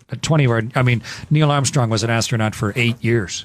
He did all that stuff for 8 years. I was 21 years, and it's a hard medical to pass after when you get in your mid 50s. It's hard to all the recovery from doing it, and then each flight is a 4-year or 5-year investment of your life too. So I was lucky enough to fly 3 times. Get on a bus, take it uptown. She has to walk like 2 blocks, two shitty blocks over. And it's a fucking bummer every day for her. And then she takes the bus home. Right. But for a while I was sending her in Ubers. And then her mom, we're divorced. Her mom said to me, and we're friends now, And she was like, look, I'm not going to overstep and tell you what to do, but that's a little much with the Ubers every fucking day. That's and I thought about it. And I thought that's true. It ain't right. I mean, she needs to have a burden in life, and that's going to be her life later. Yeah. She's going to get a job somewhere that's not perfect, and she's going to need to take public transportation. She's going to need to make a life for herself. And deal with some shit. Yeah. So, let her to be in the charge of it herself. It isn't like making some false, like making it harder where it doesn't have to be. It's just letting her take care of herself in every way that she can. Every once in a while, though, do you go, all right, just get in the Mercedes? There's times where if she misses the bus, she'll call me and say, I missed the bus. I'm like, well, get the next one and be late to school. That's the consequence of, there's nothing else that's the only thing I can do for her. Right. It's the only thing I can do for that has any meaning at all is give her some life skills. She's got an allowance, so I don't buy her shit on top of that. It's like, well, I want this, but I don't want to spend my own money. Well, I don't want to spend my own money either. I'd love to spend somebody else's money. Right. Fuck you. Take it out of your fucking own. Do you guys argue a lot or no? No, not really. We get along pretty good. I was just thinking, where's the spaceman? Yeah, I was just about to leave to find out. Oh, okay. We got a spaceman coming in here too. Yeah, we can all talk together. You know the guy. You know the guy that was on the space station and made that viral video of Space Oddity. No, I don't know what you're talking about. You have to know. No, I know. Are you fucking with us? I don't think I ever saw that. Floating up there in the old nothing, just playing guitar. He had a guitar up there, and he did a version of Space Oddity. I think Louis fucking with us. Yes, I'm sure he has. Okay. Louis sees everything. Yeah, I saw that. That was cool. No, I'm not saying. I'm not asking you if it was. I'm just saying that guy's coming in. I'm just trying to tell you he's coming in. What's his name? Chris Hadfield. Yes, that's great. He's from Canada, so that's awesome. We're trying to figure out what to ask the guy. I had a bunch of questions. Yeah, I did. I'm very prepared. I have a lot. Yeah. What's your question for him? Me? Yeah. Well, since we're talking about. I don't know. I just wait till he gets here. Yeah, you don't want to. I don't want to. I want to ask him what are the words to Space Oddity. Okay. What are all the words? Right. And what does it mean to you as a man in space? No, just what are the words? I don't know the words. Tell them to me. Yeah, but don't sing them. It's humiliating. Just tell them. Just tell them. Don't sing them. Right. No, we'll ask him. We'll just talk about space. I have a bunch of don't you want to know about other planets? I'd love to know what. Yeah, he's probably been to Mars and stuff, right? No, he hasn't, Lou. No one has been to Mars yet. What? I'm going to ask him about traveling. What's wrong, Rich? I got to leave at 10:30. I got to get a tooth pulled. So you just said "oh fuck" out loud on the radio? Serious. Why do you have to have a tooth pulled? Because it just hit me that I got to leave at 10:30 and I might miss the spaceman. They can't fix it. They got to pull it out. Yeah, I don't. Hey, I'm done. I got like 3 fucking real teeth left. They got to pull this one. Then I got to get a partial here. It's a pain in the fucking ass. Why don't you just get a fix when you had your fake ones put in? These aren't fake. They're implants. What's the difference? Fake ones come out. They're still fake though. They're still false. They're not. They're not your teeth. Yeah, they just really. But we call them committed implants. to them. It's a lot more money, and they're implants. Okay, I understand that. I know they're a higher class, but they don't become real teeth when they're implanted. Yeah, true. We know that. Well, what are they made of? Porcelain. Really? Yeah. Oh, okay. That's organic material. Sam? So they're made out of little pieces of toilet.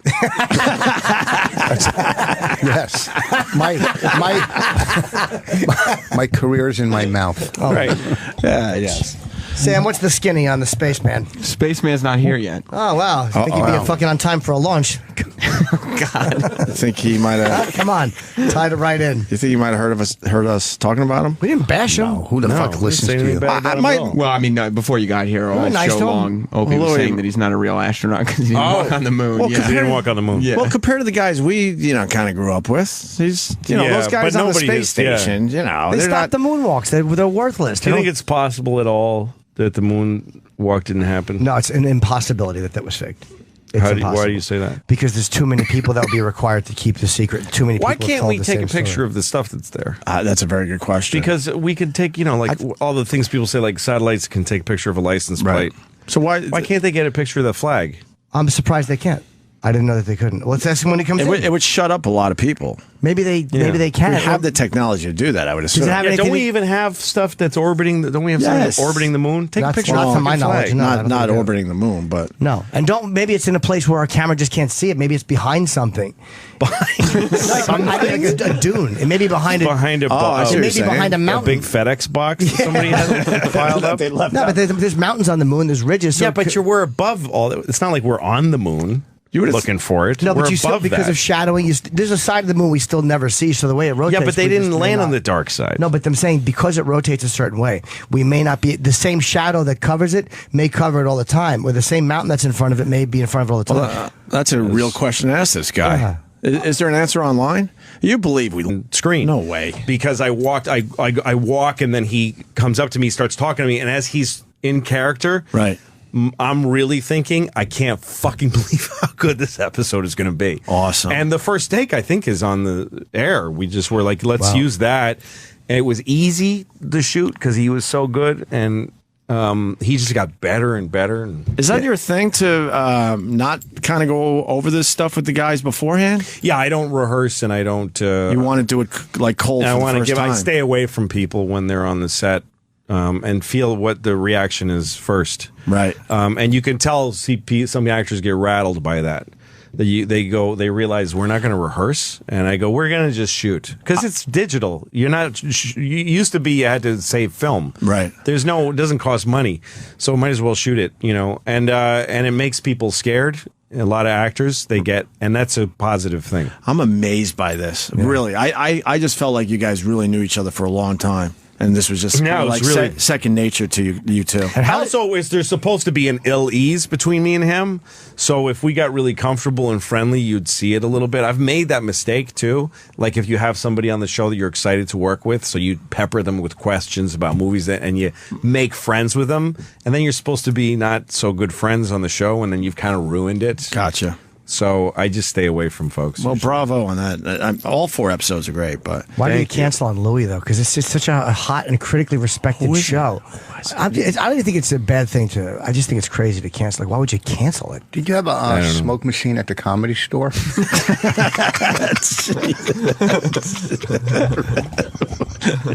You didn't hear anything, right? The last 10 minutes, you just. obsessing about a smoke machine. I didn't have one. I didn't have one. And then the other episode with you still smoke cigarettes? 10 years off of cigarettes. Really? Yeah. But it's been 10 years since you smoked a cigarette? Yeah. But he chews the gum every day. Big deal. He's been chewing the nicotine gun. He's still putting for 10 years. Oh, big deal. Nicotine, you don't get cancer from nicotine. But why can't you just say goodbye to the gum finally? Why can't you leave me alone? I quit everything in life. There's nothing...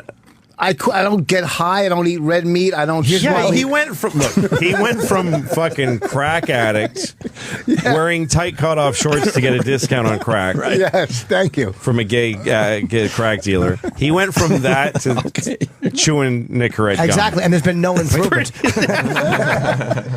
See, that's pretty good. Louis' right. Maybe we should leave you alone. No, here's why we don't like Rich chewing the gum. This is why, because it's creepy because you chew it and eat at the same time. No, yes, you do. I watched you. He'll take the gum and put it in his gums. Really? Yeah, he'll stick it up into his gum so he could have his turkey bacon. Oh, you're paying too much attention to him. I can't not do it. He's right in front of me. How am I not doing? What am I doing? Not look at him. And then I want to acknowledge the Bob Kelly episode was really good too. Yeah, Bob is great this year. He was in a lot more this year. Every year I want to use him a little more. Right. I want to see Bobby's episode. I haven't. I thought they were going to show it at I went to your rap party because Bob goes, yeah, they might show a couple episodes. Why the fuck? Who told him that? I don't know. He's just a stupid man. But I mean, that was what he said. He can be dumb. He's becoming quite the actor. Yeah. What sucks about... He's an excellent actor. I absolutely agree. He's really with good. that. He's getting better as he's always been a good comic, but he's really, every time I see him, I'm like, Bob's figuring it out. He's got it all. His special is very good. He shot that at the Village Underground. Yes. I like that a lot. But Goldthwait directed. What sucks about seeing these episodes ahead of time, you really want to discuss it with the man, but we can't give away these fucking these storylines. Yeah, the one with Bobby's pretty great. He's funny in it. And sorry. No, it's okay. Can't talk about it. No, I don't know. I don't care. I don't care. I'm very happy with the Why'd you only do 8 this year? I'm sure that was your choice. Yeah, well, I didn't. I was going to do what happened was I wanted to take a year off again. I wanted to not start shooting until the fall. And then and they agreed, the FX, to let me take a year off. And so then a couple months went by. This is after I finished last season. I was really tired. And a couple months went by, and I was one night I got high. I smoked pot, and I got excited about a whole idea for the next season. I was like, I think I figured out next season. I've got an amazing idea for next season, and I started writing it. And I was like, this is going to be so great. I want to do this now. And I wrote to the president of FX because the next morning he was going to announce that we were taking a year off. Right. And I said, hold the announcement. Can I come back after all in the spring? And he said, shit, okay, I got to talk to everybody. So he went and talked to everybody. Then he wrote me back and he said, you have to say what you're doing now because we have to announce this. And he said, we already spent the money for a full season, but you can do a partial season if you want to come back soon. And I was like, totally. And then, so he announced that the next morning, and then I woke up and I looked at all the shit I wrote when I was high. I was like, this is terrible. This is terrible stuff. I didn't use a single idea. I had like 10 pages written. Right.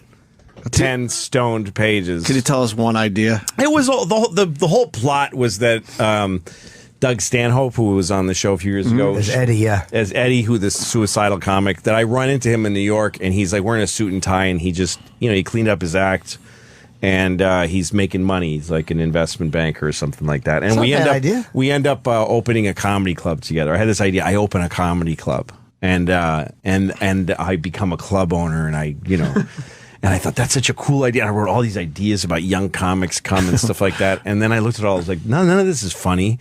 And it just stunk. It was really bad. And so now I'm like, I got to fucking... And I only get 80 episodes. And the whole thing was just so stupid. It was just... I made a huge decision that had impact on my and a lot of other people's lives because a lot of people work for me. And I was stoned at the time. That's wonderful to hear.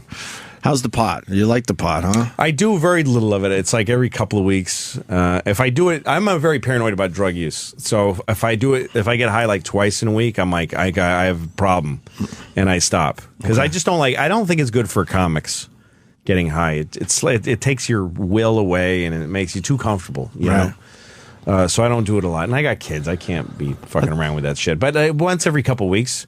Smoke a little marijuana. Just a little bit? I bought a big thing of marijuana from a guy like 10 years ago. So I smoke very old marijuana. It's really old and dusty. You still have it from 10 years ago? I don't know how long ago it was, but it was a while ago. It's been a while. Yeah. That's funny. Yeah. You know what they're doing with marijuana these days and the edibles? You can get some nice fresh stuff, Louis. Yeah, but I don't want to go get into I don't want to go become a consumer of pot and go find a pot guy. Right.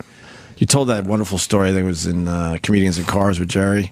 Yeah. Getting high and going to the 3D movies, the IMAX. Yeah, I fucked up a little, too, because I've been back there since, and there's people who see me and oh, my God, he's high now. He's at the IMAX. Right. And that's like a perfect nightmare when you're high. It's the thing now. Yeah. So you just want to go and relax and enjoy the movie. That's all I want to do is I don't want to be pestered. Yeah, nobody wants to be pestered when they're high. I hate being pestered. Are you getting more and more pestered? Yeah, not as bad as it used to be. Kind of people are used to me now, and you know, I like to live my life, so I take the subway with my kids and stuff. And right. Once in a while, I also don't mind now. I've become immune to feeling bad about being rude to people. Essentially, so it used to be like people would go like, "Hey, can I get a picture?" And I'd be like, "Oh, I'm really sorry. You know, I just don't like." I'd go through a whole thing. Yeah. But now people are like, "Can I get a picture?" And I go, "No, you can't." and I just feel I feel nothing. We might have saw that one time. What? Yeah, we did see that. We might have saw that one time, and then the person doesn't know what to do. Yeah, exactly. They don't it puts know what to them in do. a weird position. Well, you came up and said some shit. Right.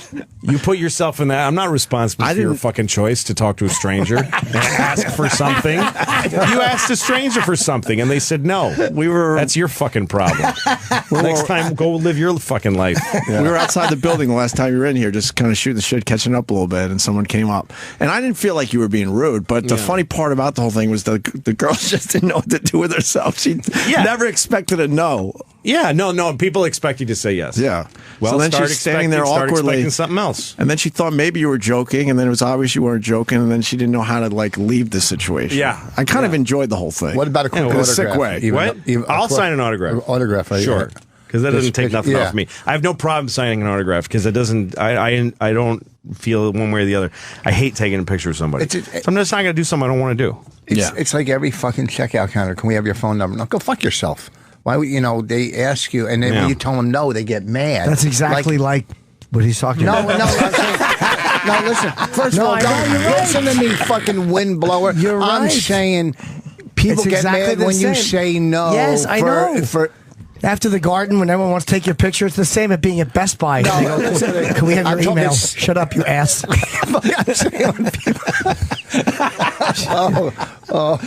All right. Just sip your coffee. I was once at a American Apparel store with my daughters buying some socks, and the guy said, "We need your email," and I said, "I don't want to give it to you," and he said, "We require it for purchases. You can't make a purchase without an email." And I said, "Well, it's no@iwon't.com." And he took it down. Oh, good for him. Yeah, because what do they do about cash? They don't ask you if you're making a cash purchase. I was making a cash purchase. Oh, and they still wanted your email? Still wanted at this point, they even say, we don't know how to ring this up. I always say, no, I don't have email. You're lying. I don't have it. Yeah, but what are they going to go fucking, we'll get a private investigator? Right. Right. I always say, I don't have an email, or use your own email. They don't ask as much now because it's all on the fucking credit card. So they got you either way. Oh, right. Yeah. Well, most of your shit. So I don't like giving up my personal info. How are very secretive? How are the daughters? They're great, 10 and 13 years old, and they're good. Yeah. At school, they're both good students. They're not assholes, and I got lucky with the two kids, I think. Right. I read your daughter takes a bus too because you don't want her to be spoiled. Yeah, I mean, I for a while, she goes to school uptown. It used to be I walked my kids both to the same school, but she goes to middle school now, and her school is up in the middle of Midtown. It's not near me anymore. So I used to sometimes put her in an Uber in the mornings to send her to school, or I would take her to school in if I was in production, like a car comes to get me to take me to work. Right. So I would take both kids to school in my car, and then go to work. Right. And we liked it. It was our time together. But then the schedules changed, and she got old enough to take a bus. So she takes a bus every morning. But there are some mornings where it's like, literally 0 degrees. And it's dark. It's like dark blue that fucking morning. Mm-hmm. And she's so bummed. And I look and I see my Mercedes sitting there warm. They got a driver. It's all warm and toasty, and I could easily have him take her to school. But that's just not a good way to bring them up. How far is the bus that she has to walk? You got to have a fucking, the bus. She has to walk. She has to walk 1 block, and then she has to wait for a bus far end. And I see this fan blowing fucking smoke. Like I'm fucking Van Halen. Like, what is this adding? This isn't funny. Right. I think smoke always takes away from comedy. It does. It's the dumbest thing you can Absolutely. Yeah. It takes away from everything except the Great White concert. Yeah. So I told him to turn the fucking fan off. It was a dumb thing. Plus, it's noisy.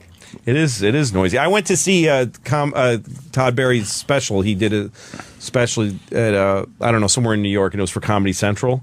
And Comedy Central, they don't know what the fucking comedy. So they sat cute women up front because they wanted you to feel like when you watch the cute women like Todd Barry, and they're not laughing at. They actually threw 2 women out in the middle of his special because they were talking the right reaction because they were fucking yapping, and they had a smoke machine. And this room was kind of intimate and quiet, so he's doing jokes, and then all of a sudden you hear,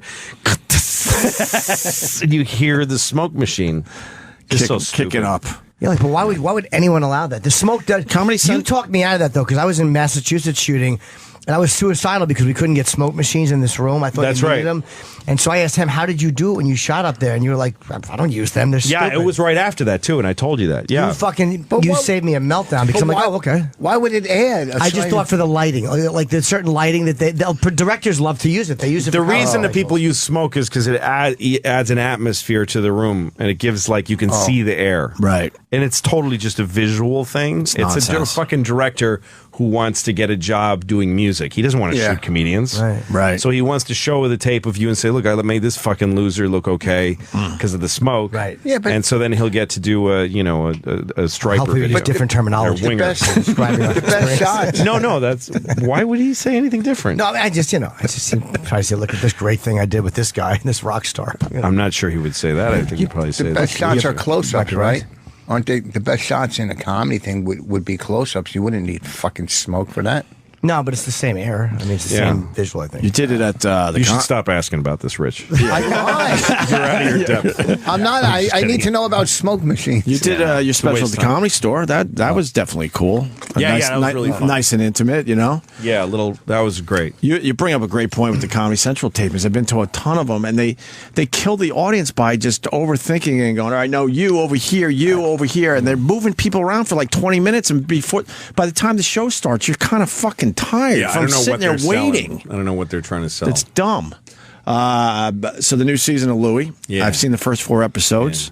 Very, I shouldn't say very, a bit darker than past seasons. Actually, very dark at times. Yeah, maybe. What am I saying? Well, there's, that's a funny, interesting season. Yeah. Judy Gold killed it for you. She was great.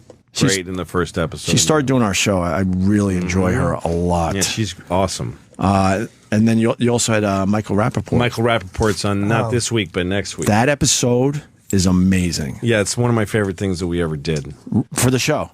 Yeah. It's amazing. Yeah, I wish I could talk about it openly because I guess the anxiety I was feeling through that episode. Well, it's a true story. Is it really? Yeah, it didn't happen to me. It happened to Robert Smigel, who's a great comedy guy in Triumph's voice. Robert Smigel? No, but I remember you and I talked about this, and I guess Rappaport is the guy you got. That's right. That's right. Because somebody canceled on me. I had somebody else in the role. And they kind of fucked me and canceled me. So I don't know if I want to say. Could you tell us off air? I don't know if I want to say. I don't know if it's a bad thing. I mean, if you're just saying, is it someone we know?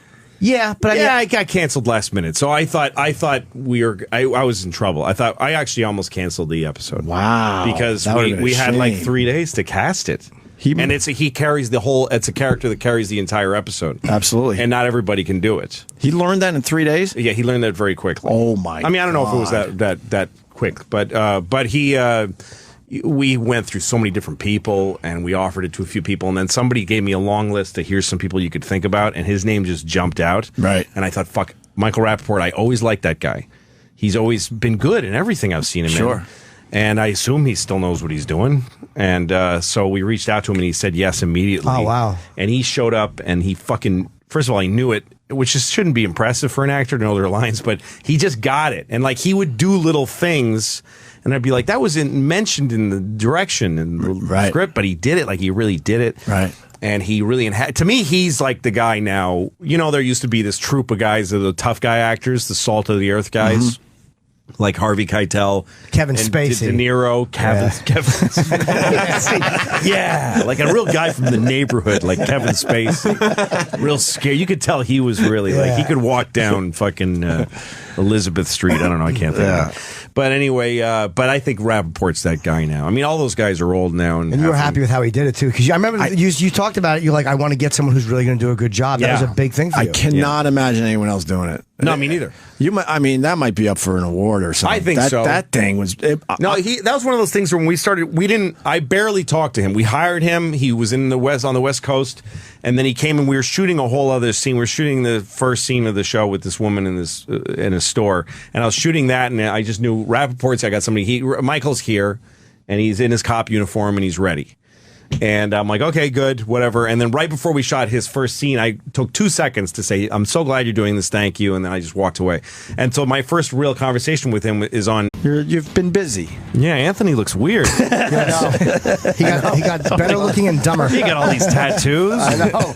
And I'm fucking girls over 4. That is weird. Jesus. That must be an adjustment. Wow, where do we begin with you? I saw you at Madison Square Garden. That's where I want to start. Yeah. How was that? That was great. That was a great experience. I love doing that. Right. I love that I got to do it a few times, because then I got to feel like I was, learning how to do the garden. Did you cancel the fourth show? It was the weather, right? Yeah, there was a hurricane. I mean, not a hurricane. It was a blizzard, right? Blizzard was coming to town. Yeah, it didn't come, but fuck it. You got to... It's a huge vig on that room. Right. The rent is enormous. Oh, okay. So it was a gamble. If I kept the show on and then nobody came, I literally would have wiped out any profit I made. All your profits from the first 3 shows. But how is it just walking out there? I mean, there's nothing. There's barely a screen. Yeah, that's the weirdest thing about it. Like when I've been to the Garden, it's been to watch a concert. I saw AC/DC at the Garden. Right, and they got everything else going on to kind of help the experience. Yeah, they have cannons, literally fucking gunfire. Right. And also a concert is a hang. People are walking around with drinks and they're talking and they're dancing or whatever. You miss a song or two to socialize a bit. That's right. But then the stand-up show, they're all just sitting in chairs looking forward, and there's 15,000 of them, and they're literally politely quieting down. What? So it's a lot. It's a big, huge. Are they seeing people behind you? Or? You know what? The first show we sold out so fast, and then the second show we opened up a little more, right, on the sides. But I found myself struggling to go look at those people. Right.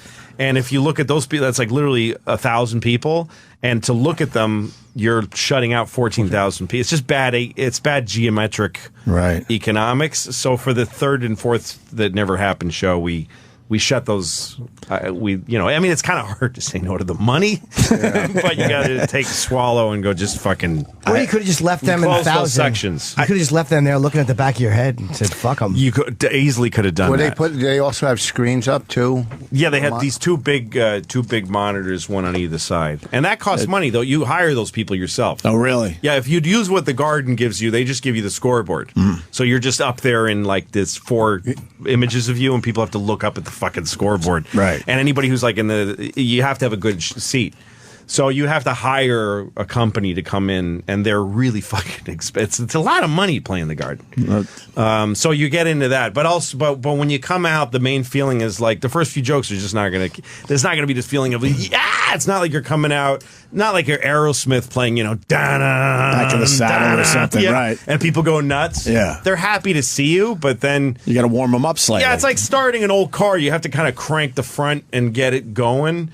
And you have to be okay and comfortable with, I'm at the Garden and I'm not killing. Right. Because I can't yet. You got to get it going, get it going. But you had an opener, right? Didn't like Todd Barry. Todd did your show. Greer Barnes did the other 2 shows. Now, did they listen to those guys? Yeah, those guys got a good shot. People came in to watch them. I got to tell you, because, I mean, you obviously know what you're doing, but when I love Todd Barry, but I'm like, Todd Barry at the Garden, what the? He killed it. He was great. He did great. He was great. But to me, because of his delivery and all, I'm like, how is that going to work at the Garden? But you know what you're doing because it's more fun to watch a guy who has to make you listen. Like Greer Barnes is the same. That Greer almost whispers. Right. Greer's talks like this. Yeah. And he's got 15,000 people like really listening, and also Greer's jokes are really easy to like. So kablam after every joke. Todd is the same. That you could just he's got jokes. Yeah, they loved him. So he did great, but it doesn't matter. Once he's gone, it's like then you're up, and it's a lot of pressure. And it's a huge stage, and it's a huge amount of people.